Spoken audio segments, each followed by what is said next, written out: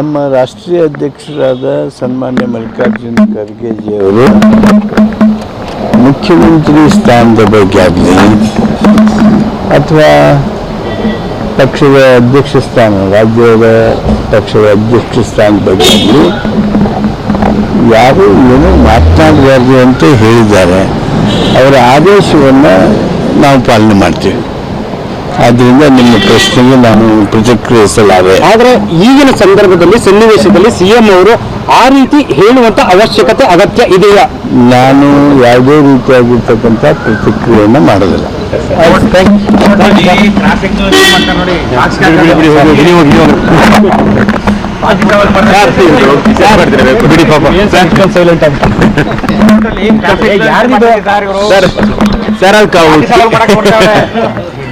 ಕೇವಲ ಇದೆ ಸರ್.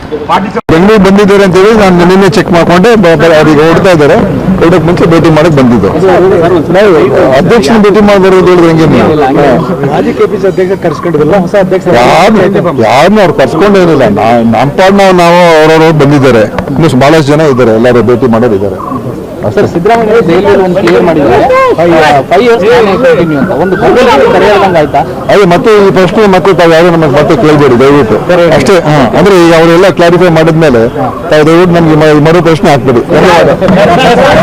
ನಮ್ಮ ರಾಷ್ಟ್ರೀಯ ಅಧ್ಯಕ್ಷರಾದ ಸನ್ಮಾನ್ಯ ಮಲ್ಲಿಕಾರ್ಜುನ ಖರ್ಗೆಜಿಯವರು ಮುಖ್ಯಮಂತ್ರಿ ಸ್ಥಾನದ ಬಗ್ಗೆ ಆಗಲಿ ಅಥವಾ ಪಕ್ಷದ ಅಧ್ಯಕ್ಷ ಸ್ಥಾನ ರಾಜ್ಯದ ಪಕ್ಷದ ಅಧ್ಯಕ್ಷ ಸ್ಥಾನದ ಬಗ್ಗೆ ಆಗಲಿ ಯಾರೂ ಏನೂ ಮಾತನಾಡಬಾರ್ದು ಅಂತ ಹೇಳಿದ್ದಾರೆ. ಅವರ ಆದೇಶವನ್ನು ನಾವು ಪಾಲನೆ ಮಾಡ್ತೀವಿ.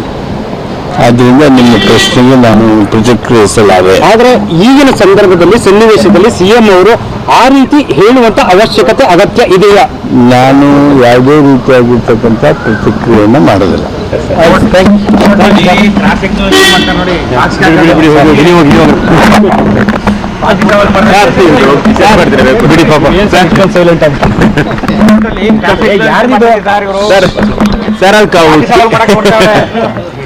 ಕೇವಲ ಇದೆ ಸರ್.